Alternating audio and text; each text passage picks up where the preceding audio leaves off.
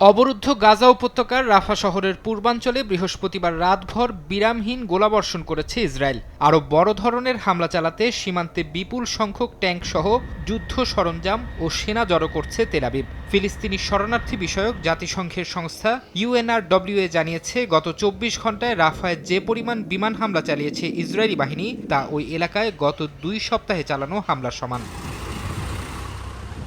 দখলদার ইসরায়েলি বাহিনীর হামলার মুখে মরিয়া হয়ে রাফা ছাড়ছেন বাসিন্দারা। শহরের পূর্বাঞ্চলের কিছু এলাকা এরই মধ্যে পুরোপুরি জনশূন্য হয়ে পড়েছে। কাতার ভিত্তিক গণমাধ্যম আল জাজিরা জানিয়েছে, ইসরায়েলি হামলা শুরুর পর রাফা ছেড়ে গেছেন ৮০,০০০-এর বেশি ফিলিস্তিনি। গত ৩ দিন ধরে শহরে ত্রাণ প্রবেশ বন্ধ থাকায় খাবার, বিশুদ্ধ পানি ও ওষুধের তীব্র সংকটে পড়েছেন লাখো মানুষ।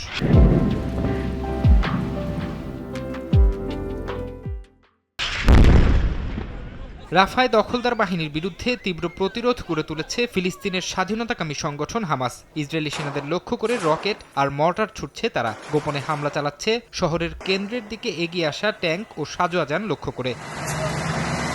এদিকে তেল আবিবকে অস্ত্র সরবরাহ বন্ধে মার্কিন প্রেসিডেন্ট জো বাইডেনের হুমকিকে বুড়ো আঙ্গুল দেখিয়ে নেতানিয়াহু বলেছেন, প্রয়োজনে একাই যুদ্ধ চালিয়ে যাবে ইসরায়েল। দরকার হলে ইসরায়েলি সেনারা নখ দিয়ে যুদ্ধ করবে বলেও জানান তিনি। ইসরায়েলের কাছে রাফায় অভিযান পরিচালনার পর্যাপ্ত অস্ত্রের যোগান আছে বলে জানিয়েছেন নেতানিয়াহু। তবে হোয়াইট হাউস বলছে, রাফায় স্থল অভিযান হামাসকেই শক্তিশালী করে তুলবে। অন্যদিকে যুদ্ধবিরতি নিয়েও আশার আলো দেখছেন না ফিলিস্তিনিরা। গাজায় যুদ্ধবিরতির প্রচেষ্টায় কায়রোয় হামাস, ইসরায়েল, মিশর ও কাতারের প্রতিনিধিদের আলোচনা থেকেও কোনো সমাধান আসেনি বলে জানিয়েছে আল জাজিরা। ফারহাদ চৌধুরী, সময় সংবাদ।